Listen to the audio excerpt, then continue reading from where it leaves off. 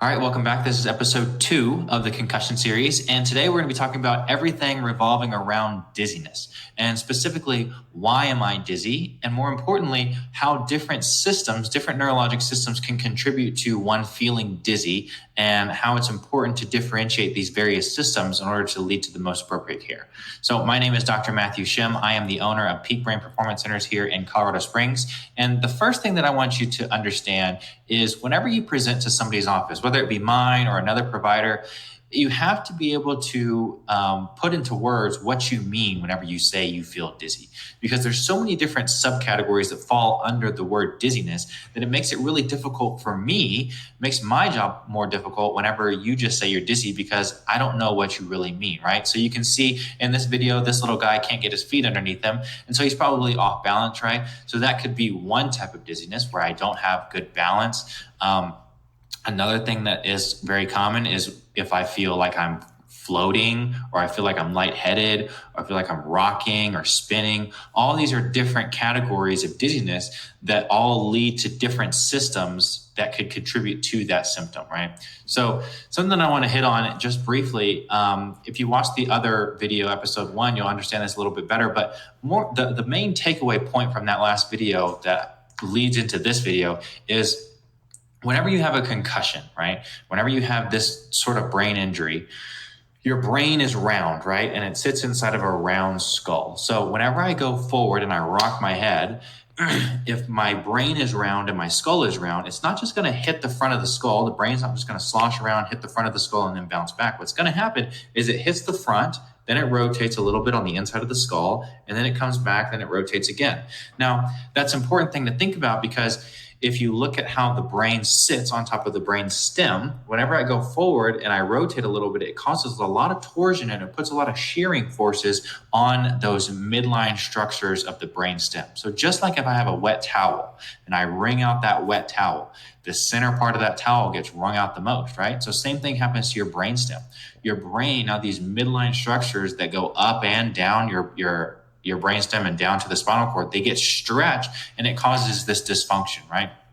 So one common area to become dysfunctional is the autonomic centers. The autonomic centers are basically things that happen automatically, things that you shouldn't have to think about, like your breathing or your digestion or where your blood is going. So one of the most common things that I see in regards to the autonomic nervous system and dizziness is people with orthostatic intolerance problems, or things like POTS, postural orthostatic tachycardia syndrome. And basically with POTS is when an individual stands up or they move from a lying or seated position to standing, and then they get really lightheaded, or maybe they even pass out. And how I like to think about it, and we'll do a whole separate video on POTS, but how I like to think about it is, let's say I have this cup right here, right? And I put it underneath the faucet to fill up this cup. So just like how the heart has to fill and then pump, if I fill this cup up with water, it's under the faucet, fill it up, and then I dump it out, and then I can fill it up again, right? Same thing happens with the heart. The heart sits there, it fills up with blood, and then it can pump, and then when it relaxes, it fills up again, right? Now, the important thing to think about, though, is if I sit this cup under the faucet for 10 seconds versus 1 second, it fills up a lot more, right? So if it's under there for 10 seconds, it's a lot more time to fill before I dump it, versus 1 second, it's flipping pretty frequently, and there's not a whole lot of fluid or water in that cup, right? So same thing happens with us as humans. Is if I stand up, what should happen is the blood's going to come down away from my head, just because the way gravity works, right? And what should happen is you should have this mechanism that should say, hey, your heart needs to crank a little bit faster so we get blood up to the head and I don't get lightheaded.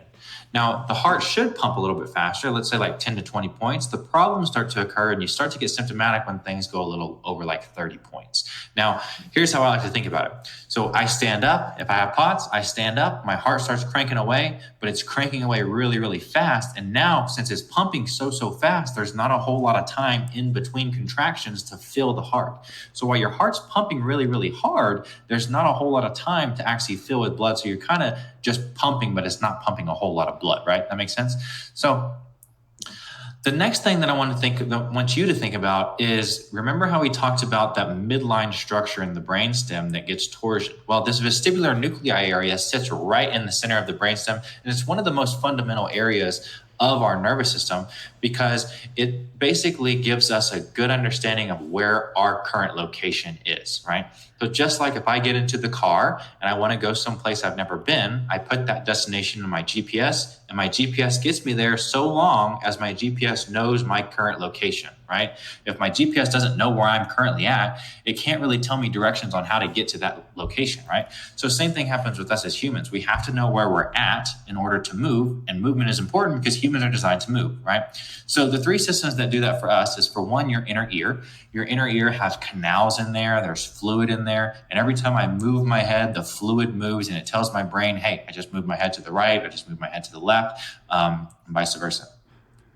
Second one is your neck. Your neck is an important player because your neck is able to differentiate movement of the head versus movement of the body, right? And that's important because how does my brain differentiate if I want to move my head to the right, my chin goes to my right shoulder, but if I want to move my body to the left, my chin's still on my right shoulder. So how does my brain differentiate that?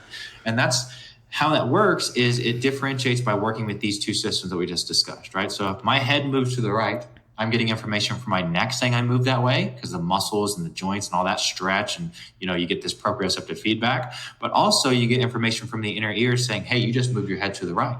Now, if my head stays stationary and I move my body, now I'm not getting any information from my inner ear because my head stayed stationary, but my body moves. So now I'm only getting information from my neck, and I can differentiate those two things to know where my body is relative to my head, right?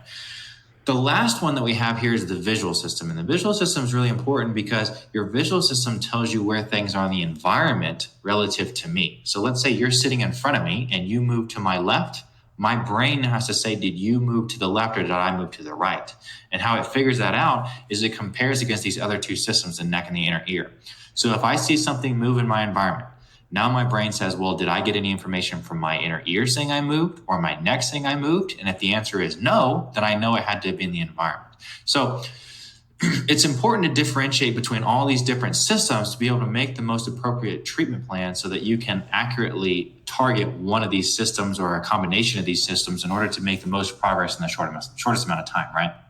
So some of the most common scenarios are, let's say somebody comes to my office. Oh, here's another thing that I want to talk about is you see these percentages, right? So the different percentages make up for the different amount of information that each system is sending to the vestibular nuclei. So just like if you were sitting in your office and you have two coworkers and they have their own important tasks to do and you have your own tasks to do, and each one of you have to do your task in order for the greater good of this company, for this company to succeed, right? However, what happens if one of those people is out sick? Now the other two have to pick up the slack and make up for that one person that's not there, right? And so now you not only have to do your job and the other person has to do their job as well, but now both of y'all have to work together to do this other person's job that's out sick, right?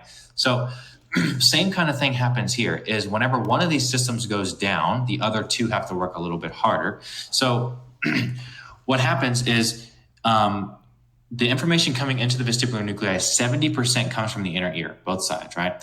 And then 20 comes from the neck and only 10 comes from the visual system. So you see it all the time, or I see it all the time, where people come to my office and I'll put them like in some kind of balanced position, whether their feet are together or they're on a foam pad or something like that. And whenever I shut their eyes, realistically, if I'm only getting away 10% of that information that's contributing to the greater good of this vestibular nuclei and the information to know where I'm at in space, if I get rid of 10%, I still have 90%, right? So I really shouldn't notice that big of a difference in my balance. However, I see it all the time where you close people's eyes and then they either fall over or they get really rocky or something like that. So in that case, they're very, very dependent on that visual system.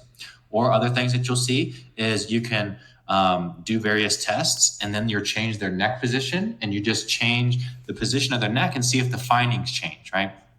So these are all different ways to kind of tease out these different systems to know more appropriately which one's not working and which one's working too hard. And what do we have to do in order to make these things come back into neutrality and work a little bit better, right? So common presentations are, let's say somebody has a concussion, they damage this vestibular area or this inner ear area. And now every time I turn, let's say I damage my left side, and every time I turn my head to the left, I don't get a good information on where I'm at in space. So maybe I feel like I'm spinning every time I turn that way. Maybe I just feel off balance.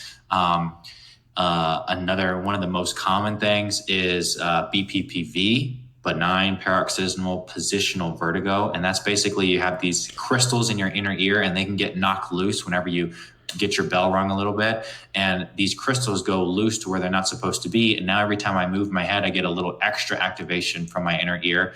And so common presentation with that is you'll see somebody, whether they bend their head back to look up in the top cabinet and they get dizzy, or maybe they roll over in bed and they feel a little bit dizzy, things like that.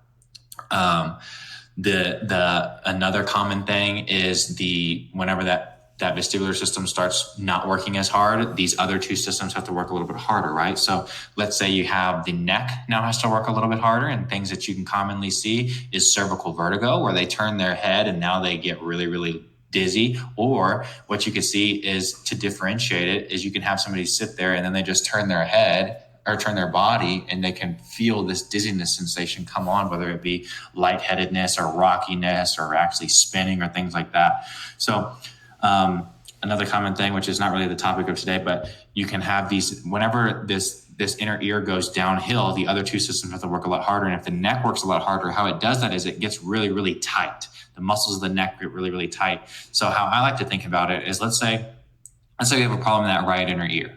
Now, every time I turn my head to the right, my brain says, hey, we're not getting good information from that inner ear. So we have to do something to make up for the lack of information. And what we'll do is we'll get the neck really, really tight. Because basically, now if I say, hey, every time we turn our head to the right, I don't have a good understanding of where I'm at in space, let me just get the neck really, really tight so I don't want to move that way. Or a better way to think about it is, if you think about the muscles of the neck like rubber bands, if those bands are really, really tight, you take the slack out of the line, now I don't have to turn my head very far before I get any information. But if the muscles are loose like they should be, and there's a little bit of slack in the line, now I have to turn my head a little bit further before I actually start any stretch on those muscles and before I get any feedback. Now, that's kind of like a little bit of a watered down example, but I think it demonstrates the purpose really well. Another very common thing is people who have visually induced motion sensitivity. So this could be like you're either in the car and you see all these other cars and the scenery and things going by, or you're just in a busy environment like in a mall and you see all these people going by and you get symptomatic, or you get dizzy, or you get lightheaded, or you start to feel spinny or anything like that. These types of people, their visual system is working really, really hard. And remember how we talked about the example of you sitting in front of me earlier? If you sit in front of me and you move, my brain has to say, well, did I move or did they move?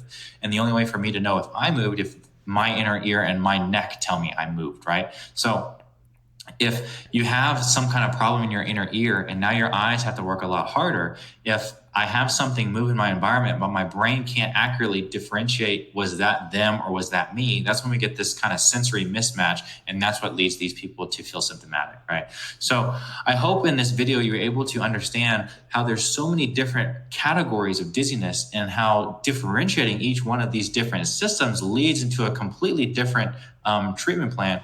And so, if you have any questions, feel free to email me or call me. My email and phone number is right on the screen here. Other than that, I hope you have a great day, and I'll see you in the next one.